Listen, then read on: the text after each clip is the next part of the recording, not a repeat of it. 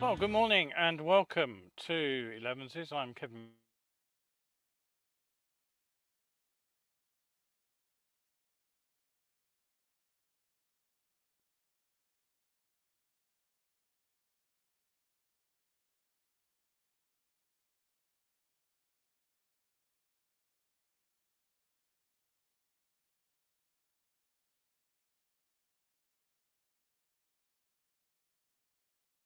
Right, just having a few technical problems as usual. Hopefully you can hear me. I seem to have the connection back to the studio, so hopefully I'm on the mic again. Just give me a quick word if you can hear me. Um, so, where was I? Yes, I was trying to explain that I am Kevin Williams. This is Elevenses and it's show number 393. It's the 17th of December, so we're rapidly closing in on the Christmas season. What have I got for you in the news today? Well, we'll have a quick look at the over-the-air recall, which is going out to 2 million Teslas to fix issues with the autopilot system. Pakistan dealers are actually demanding a price cut in the bikes that are supplied to them as their sales have plummeted. A mid-race recharge for Formula E, that hints at an ultra fast charging future. So that's quite interesting, actually. Meanwhile, a hydrogen prototype has been unveiled by Kawasaki. We'll have a quick look at that. We'll see how battery swap stations, though, are proceeding, and there are new installations in Dubai and Singapore. And there's also a new 400cc single from Benelli. We'll have a look at that. Before we finish off with Suzuki's plans for an electric future, which appear to be about as vague as Honda's are. Right, okay, if anybody can just confirm that they are actually hearing me before I talk for 20 minutes and discover that no one's able to hear what I'm saying, then we'll carry on. Now, in today's show, as I just explained what we've got there, don't forget, if you've got a question, anything you want to comment on the topics I'm covering, do drop me a line. I'm more than happy to answer those. I can see that Kevin and Paul have looked in, but Paul says all working okay. Great, excellent, so we can carry on. It's really annoying when the internet just suddenly drops like that. All right, anyway, so what have we got for you today? Well, the first thing I just want to remind you about the next talk that is coming up, the online presentation. I think this will be an interesting one for a lot of people. I'm talking about how the brain processes the limited amount of information that it can, and it basically pretends to give us the full picture of our environment, but what we're actually doing is sort of juggling multiple balls simultaneously. The idea that we can be aware of everything that's going on around us all at the same time simply isn't correct, and it's a major failing, I think, for road safety generally. So that will be a good antidote, I suspect, to the Christmas shopping. You can book that online. The link is going up on the screen. You will be able to use catch up, of course, so you can get these shows after they've broadcast live. If you want to go and see that one, that's fine, and you can still watch the full Science of Being Seen presentation that went out last month, and that link is here. So if you want to go and watch that, that's still there. And somebody, I wouldn't say complained, but did sort of seem to be a little bit mildly disappointed that I was actually charging for these presentations. But the reason is that it takes me a lot of time and effort to put these together. So you help me to keep producing quality content with your donations. So that's why I do charge £6. I don't think that's an awful lot of money for an hour of potentially life-saving information. Right, so that's what goes out tomorrow, Monday the 18th. That's the workload talk. Right, so On to the weather. Now, what's the weather for the week ahead? Well, it's we're being dominated actually by a big area of high pressure sitting to the south over mainland Europe. It's quite it's very deep high pressure if you go and look at the pressure charts.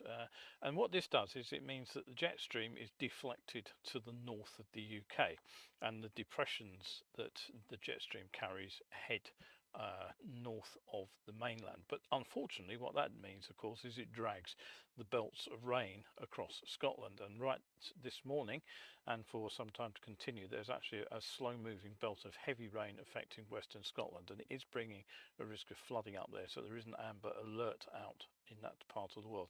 So elsewhere, expect it to be windy in the north, dry, settled weather in the southern areas.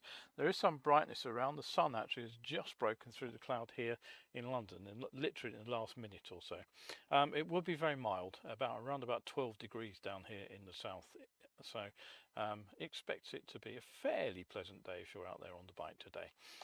What will happen over the next few days? Well, the rain belt will break up. It will move southeastwards through Monday and Tuesday, so patchy rain will affect most of the country. Wednesday looks brighter all round with showers, but it will be colder too on Wednesday, and it will be staying fairly breezy throughout.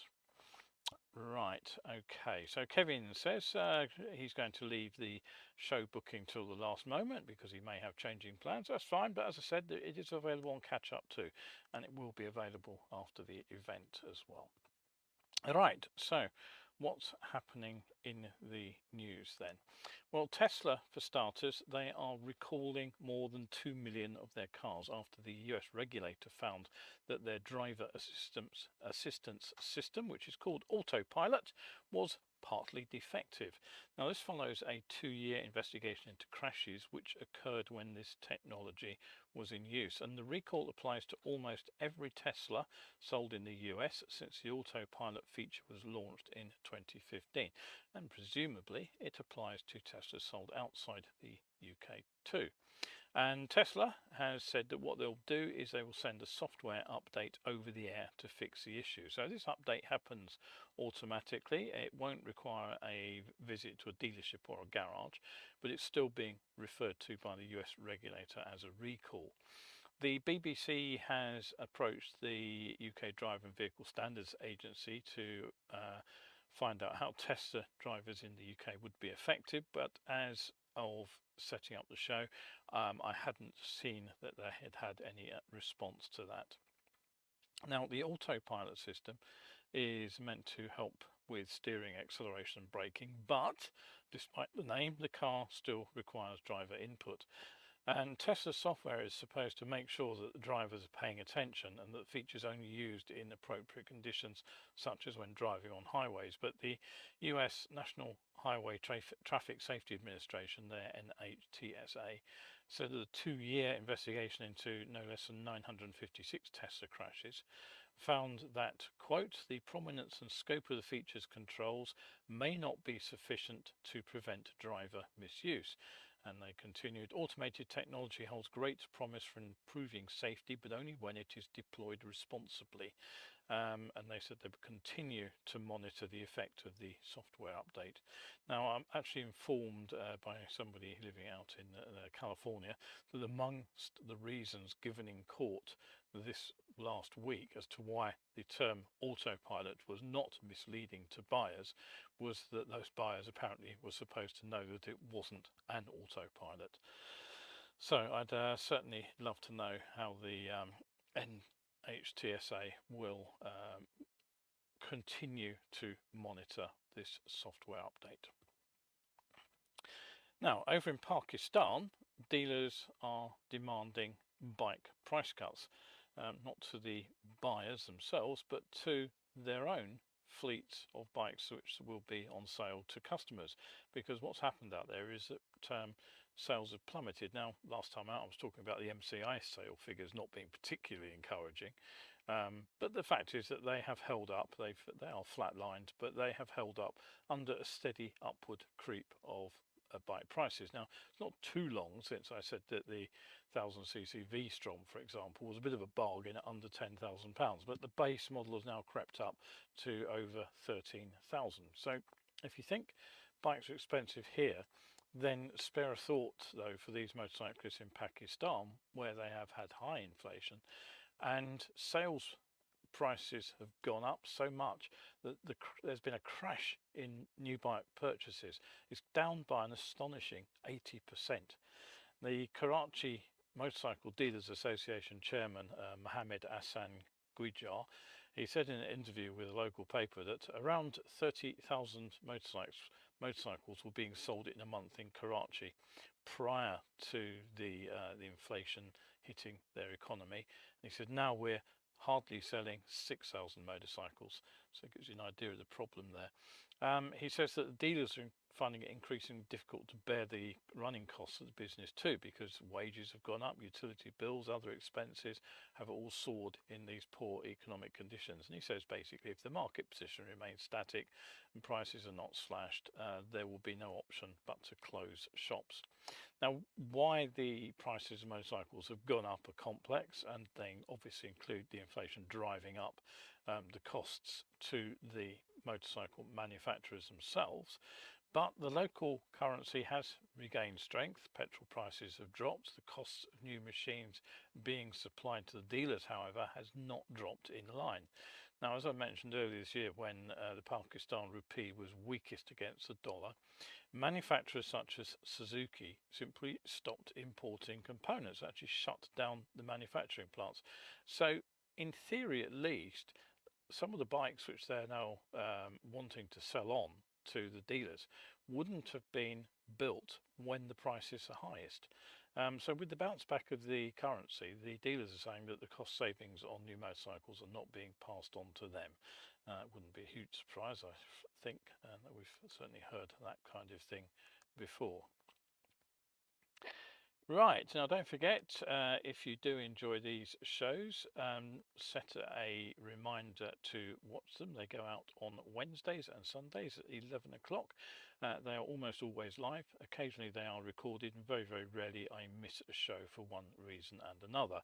As we're coming up to the Christmas period, I do have some commitments, so there may be a show missing on Wednesday. I will let you know about that closer to the time. If you do want to catch up with a missing show, the easiest place to find them is over on my YouTube channel, Survival Skills UK. Don't forget that all important UK on the end, and they go out live on Facebook and YouTube. All right, okay, so pre-season testing just around the corner for the Formula E. And that's the single-seat electric race car series.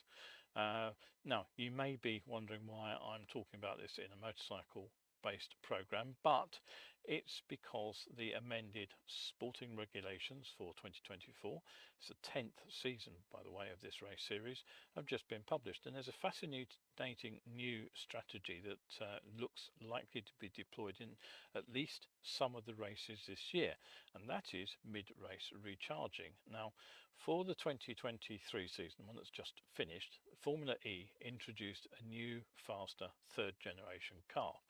It was lighter than the previous second generation car. Now, a big change for the Gen 3 car was the battery.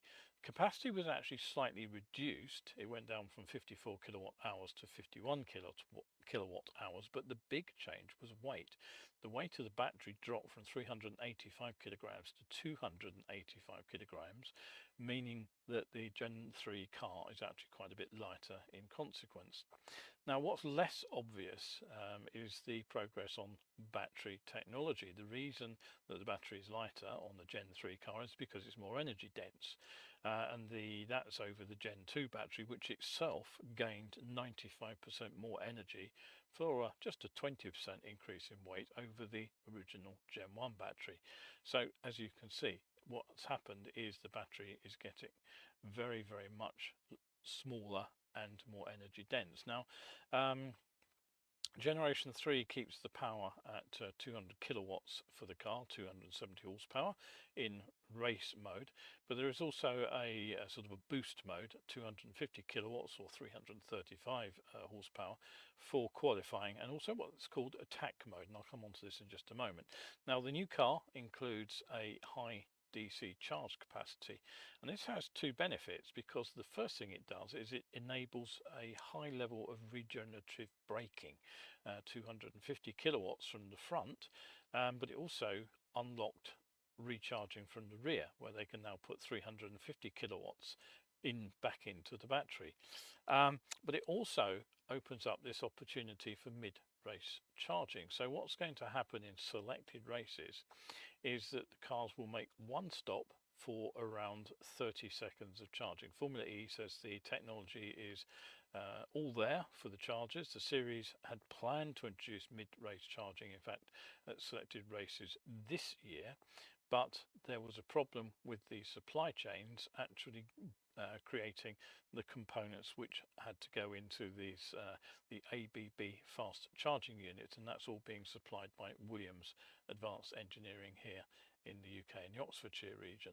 So you may think that 30 seconds doesn't sound very long, and you may think that you wouldn't get any significant charging out of that, but you'd actually be wrong, because the high charge rate built into these Gen 3 cars means that with a charge rate of 600 kilowatts, the 30-second charge actually delivers around 5 kilowatt hours of energy.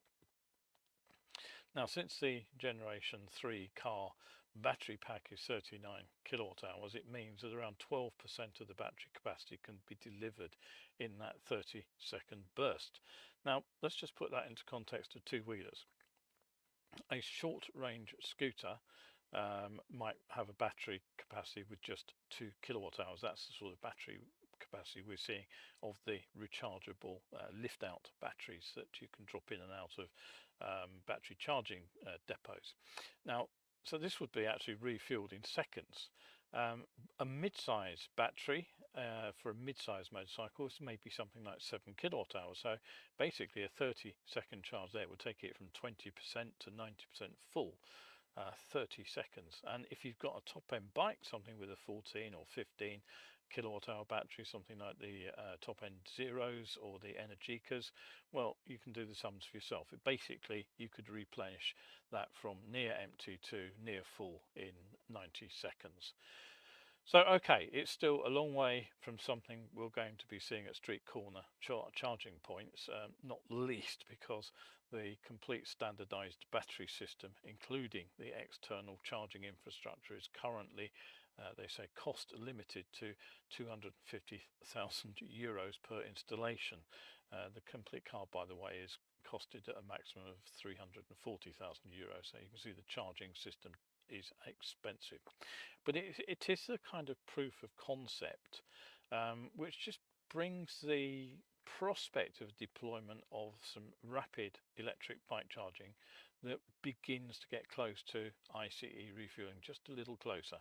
Now, there's one other important point. The fast chargers, which hold they can deliver a total of 6.6 megawatts of energy. They're actually temporary installations, so they are put in place and they are torn down again at the end of every race, because most of the circuits that Formula E uses are actually temporary. Many of them are street tracks in downtown areas of cities. Others race around public parks, so they can help serve to show how mobile chargers like this can actually be brought in to help with fast charging at events. You remember I talked about the NEC and their new hub up there. They had not got room for a vast number of chargers, which fortunately they didn't have a vast number of vehicles all trying to charge in there, judging by the photos. But they could also be used to alleviate high traffic scenarios like holiday traffic. Now, you'll remember, if you follow the show, that last year there was a bottleneck at the Christmas season here in the UK at service areas where cars were queuing up, and there was charging rage going on apparently. But it could also be brought in for disaster relief situations.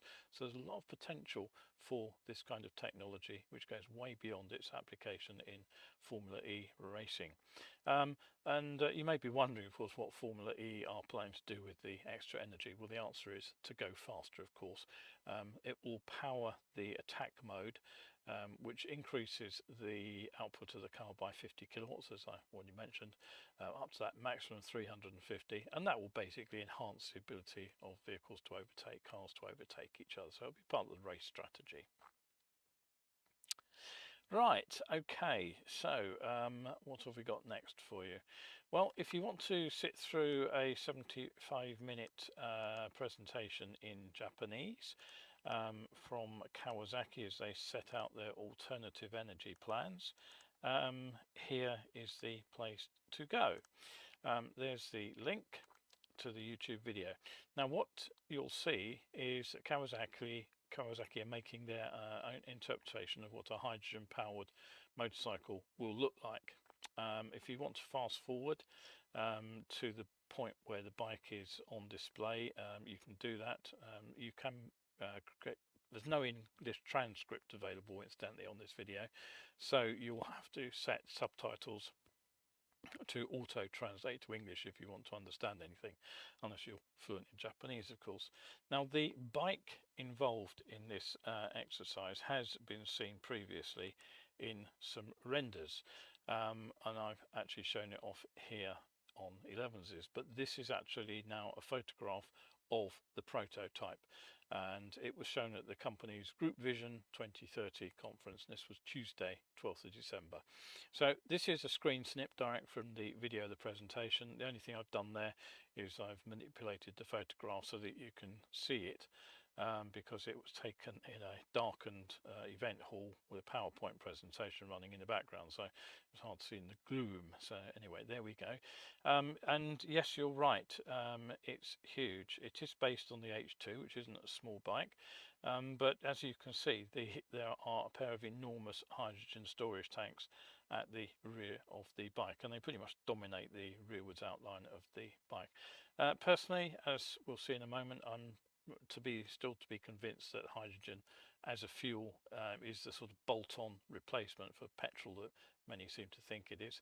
I don't think it's a non-starter, but I do think that there are far more problems than we are really accepting. So mostly due to, well, the bulk of the gas here, as a Scotty would have said, you cannot change the laws of physics.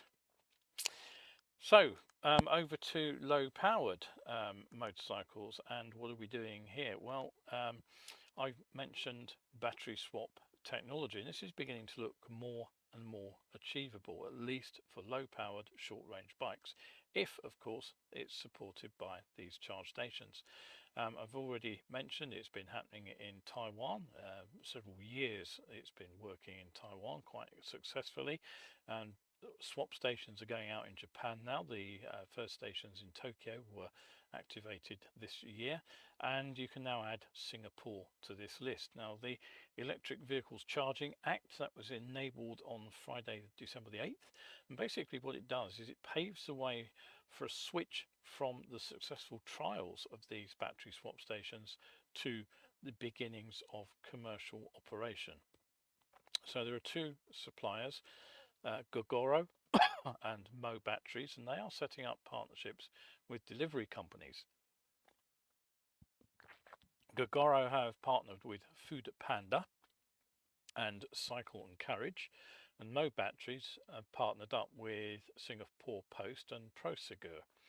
Now, each of the two companies, charging companies, have actually provided electric motorcycles with 2 charge stations, 4 spare batteries per bike. This was early this year for the trial. Now the go-ahead has been given to put in these new charge stations and allow other companies with motorcycle fleets in Singapore. The outlook is that they will soon be able to charge their own electric bikes with compatible batteries at these new charge and swap stations. So that's what's hoped for next year, full commercial operation. Now, as I say, the trials started last year and it seems to have been very successful indeed. Now, right now, of course, the bikes are fairly limited in speed and range, but who knows?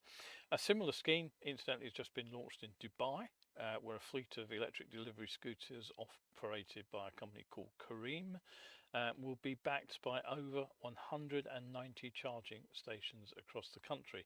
And these bikes, a little bit more optimistic in terms of top speed, 80 kilometers per hour and 50 miles per hour top speed. They will hold 2 of these batteries, each with a capacity of 2 kilowatts, so they'll have 4 kilowatt hours in total.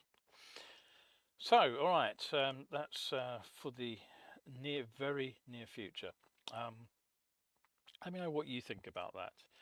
I think that for urban use, they make a lot of sense. Right, next story. What have I got for you next? Let's switch photographs. There it is. Now, I'm fascinated really that at the same time as bikes are becoming increasingly futuristic, whether we're talking electric, hydrogen, or even ICE powered engines, there's a serious movement to create new models that look like classic machines. So this is the latest. Let me just zoom in on it for you. It's the Benelli Imperial 400, and it's a bike that Benelli themselves bill as a modern classic. And I think this is being shown here. I think it was out in Sicily or something it was launched. Anyway, the point is that the machine is a reinterpretation of a historical model from the 1950s. You get a round retro headlight, you get teardrop tank, you get rubber knee pads, and you get a split two-piece seat. So you get a double steel cradle frame. It wraps around an updated 374 single cylinder, single overhead cam, 4-stroke air-cooled engine. Now the motor has got the full Euro 5 update. The power is 21 horsepower, so not particularly powerful, 15.5 kilowatts. 5,500 RPM, so it's not a particularly high revver. Peak torque 29 Newton meters, that's 2.95 kilogram per meter at 4,500 RPM, so a low revving engine. There's a new secondary air system built into it. Now this reduces the emissions in the starting phase, but although it maintains the same performance as the previous motor, apparently significantly increases fuel consumption up to around 3.1 litres per 100 kilometres. If you're an MPG thinker in UK gallons, that is 91 miles per gallon, so pretty darn economical motorcycle. Bike rides on conventional forks, as you can see, 41mm at the front, with a 19-inch front wheel on it, twin shock rear, 18-inch rear end, brakes, a single 300mm disc at the front with a Benelli branded 2-piston floating caliper, and there's also the single disc at the rear with a single piston caliper. Now tyres are Maxxis Pro Max, which the press release says guaranteed maximum reliability on the road in any condition, even in the wet. Well, I'll wait to be convinced on that. My one experience with Maxxis tyres wasn't great. Now, performance has been reviewed by someone who's ridden the bike as modest, and I'd estimate the top speed is probably no more than 75 mph. That's probably pushing it. Acceleration will be undoubtedly modest too, because what is surprising about the bike is the ready-to-ride weight. It's 205 kilograms, 452 pounds. That's 40 kilograms or 90 pounds heavier than my 26 horsepower single-cylinder 1980 CB250 RS. I'm not sure where all the extra weight comes from. I know it has a cat on board, but that hardly explains why it's gained 40 kilograms. It's actually about 5 kilograms heavier than my Honda Hornet, which was a 600 4-cylinder. Press release also says the machine has both electric starter and kickstarter, but look hard as I couldn't see the kickstarter.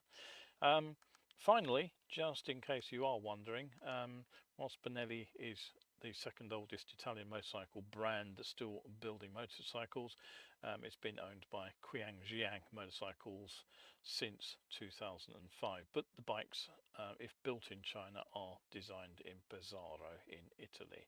You can choose black, silver, or a rather elegant red actually, and the Imperial is available in the UK right now at an on-the-road cash price of under £4,000, £3,899 to be precise. You get £101 change from the 4 big ones.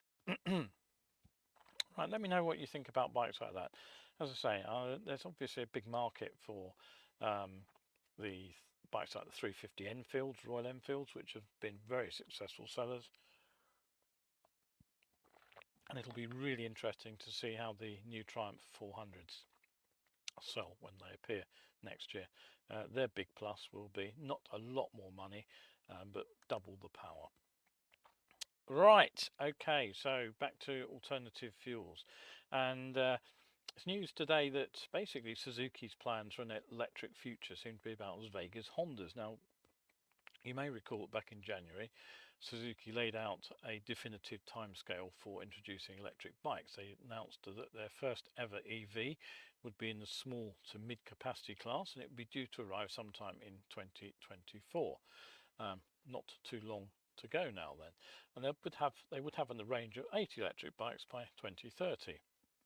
But they also said that for large motorcycles for leisure purposes, the company would be considering adopting carbon neutral fuels. Well, here we are at the end of 2023. There's still very little news about what will appear, but it does look increasingly like Suzuki will follow Honda's lead with a small commuter machine. Now, on Friday, Motorcycle News, they published an exclusive interview with Suzuki's general manager for motorcycle sales, Akira Kiyuji. Now, he says the manufacturer remains on track to reveal their first electric motor two-wheeler next year, but he reiterated that, quote, further investment was being directed into alternative sustainable fuels. So let's start with the alternative fuels firstly. To make hydrogen out of water, let's say for example you need electricity, he says. Of course the same applies to synthetic fuels, so let's start with them. Now, it is possible to create fully synthetic fuel. You basically need CO2. That's easy to find because there's plenty of that in the atmosphere, but the process requires plenty of cheap electricity, which means it's only going to happen in places where you can reliably generate lots of it, and that'll be somewhere with a lot of sun, unless you start looking at alternatives like nuclear power. And then you need to ship it from where you make it to where you use it, and so there is a risk of placing the control of synthetic fuel in the hands of just a few countries, in fact very much like petroleum and gas at the moment. Meanwhile, to create enough biofuel for even a fraction of the vehicles currently in use, huge areas of useful agricultural land would be needed. I seem to remember it was the state of Iowa would be needed to power the current vehicles in the US, for example. There are ideas such as cropping seaweed and processing that, but as far as I can see, no one's really looked at the environmental implications of such a huge industrial scale extraction. And of course, burning either synthetic or biofuel, we end up with the same emissions at the tailpipe. Now, we may end up carbon zero because the carbon put in to the petrol in the first place is matching the carbon dioxide that's put out by burning it, but we're not emission free because there are NOx to think about too. So we've been down this biofuels and synthetic fuels route here on Elevenses before. My thinking remains unchanged. I've yet to see any serious claims to the contrary, aside from certain niche applications, such as mixing either or both into fuel used by race vehicles, for example, to make an E50 fuel if it's 50-50, or even replacing it completely. I think for a general day-to-day use for the average driver, I don't think it's going to be a starter. And frankly, it's hard to see hydrogen as a starter either. It might be carbon zero if it's made by fixing the hydrogen from water, splitting water, but it's not emission free when you use it. Okay, yeah, you burn it, you only get water out from burning hydrogen in oxygen, but if you're burning it in air, you are also producing those toxic NOx tailpipe emissions that we also want to clean up. So even if you can get a cat to take out all the NOx, right now there is a problem with an almost complete lack of infrastructure for hydrogen as a road vehicle. And whilst it is a prototype, that Kawasaki that we just saw speaks volumes, literally volumes, for the problems of storing enough hydrogen on a motorcycle for a meaningful range. Now, right now, hydrogen production is not a net zero process either, because almost all of the hydrogen that is being burned in so-called clean green vehicles like buses actually comes from fossil fuels. The process of processing the fuel, it releases CO2 into the atmosphere. So that's the very greenhouse gas we're trying to eliminate by burning hydrogen. So as QG said quite correctly, so again, we need to really deal with the whole life cycle assessment of where we can reduce carbon dioxide. If you reduce it on one end and you're generating more at the other, it doesn't make sense. So I can't really see how we can go down the route of producing hydrogen from fossil fuels until we can get to the point of getting hydrogen out of water in a low cost process. So back to electric motorcycles. What did the interview confirm? Well, it does seem that they are questioning whether electric technology is viable for a larger capacity motorcycle. Now, QG's argument is this. He says that live wire and volume and zero volume sales, quote, aren't so great. And he says this is because, quote, the price and specs that customers want are not matching at all right now.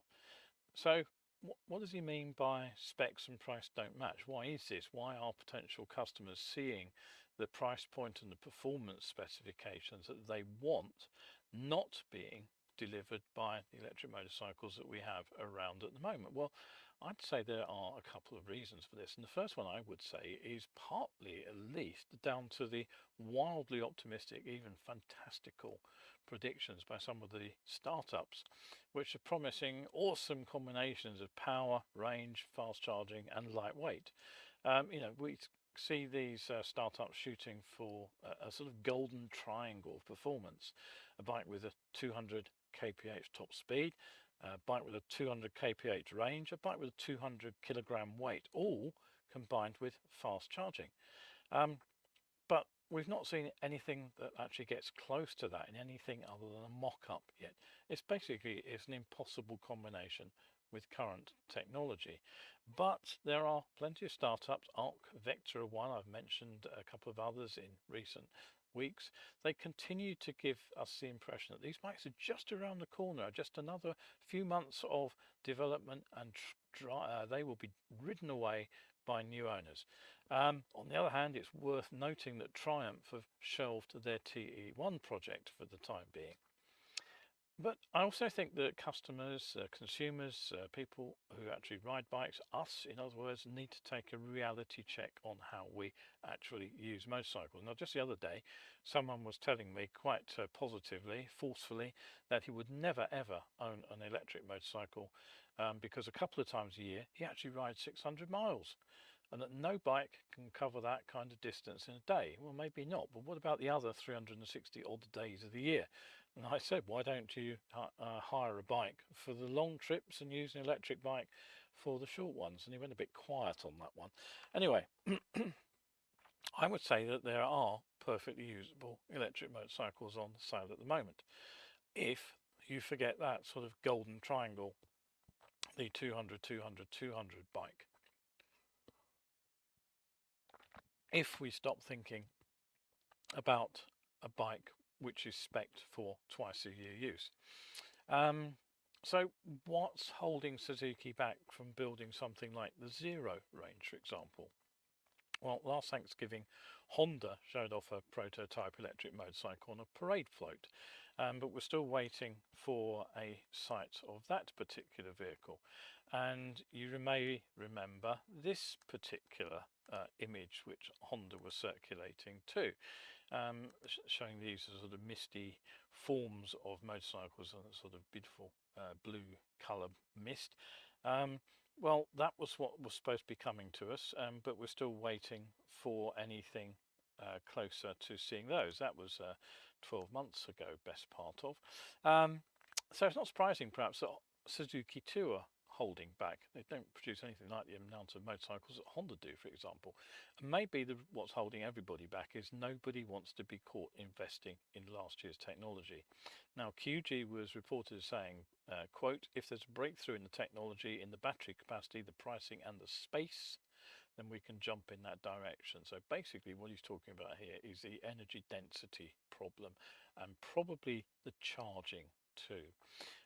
So a company that builds a couple of hundred bikes a year, they can adapt. A company that has a cheap motorcycle which is using a drop-in battery can adapt. Where there is a problem is when a production line is set up to produce tens of thousands of bikes every year.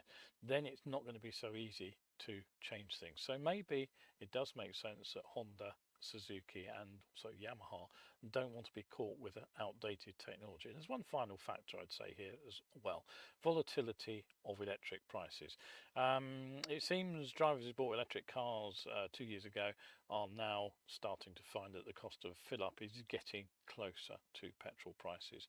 So the trouble is, if we lose that price advantage on electricity, then much of the consumer advantage of owning an EV in whatever format goes out the window. Drop me a line. I'll be very interested to hear what you have to say on all of that. Kevin says that he's sure there's a market for the Benelli, but not for him. Yeah, it's not probably and not for me as well, but I certainly am interested in those little triumphs. One of those might just be the bike that I buy next. Anyway, that is it for today. So do remember the live talk event, which I have already mentioned, Monday, that is 8 p.m. so coming tomorrow.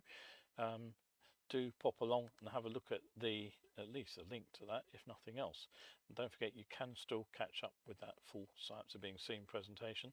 And I just want to give a quick shout out as well to our supporters over the last week. We have thanks to say to there we go, Brian, Christine, Claire, Charles Keitel, Living Martial Arts, Johan, Mad Cockney and Anonymous. So thank you all again for your support. It is much appreciated. And if you're not yet a supporter, why not pop over to my Ko-fi page, take a look. It's probably the biggest resource for better biking information anywhere on the internet, and there's lots of articles that are free. There are downloadable copies of some of my paperbacks too, so head over there, drop me a coffee, get your name in lights over here, and if you've enjoyed the show, do subscribe to the channel, do put a like on the show itself. So just a quick reminder, Monday 18th, that's the Workload talk, how the brain processes limited information but pretends to give us a full picture of the environment around us. Right, that is it. So if you are out there today, as I say, it looks quite pleasant here in the southeast at the moment. Do make sure you stay shiny side up. I'm Kevin Williams, this has been Elevenses, and thank you once again for looking in. It's always very much appreciated when I see people here. So take care out there today, and catch you in the next show.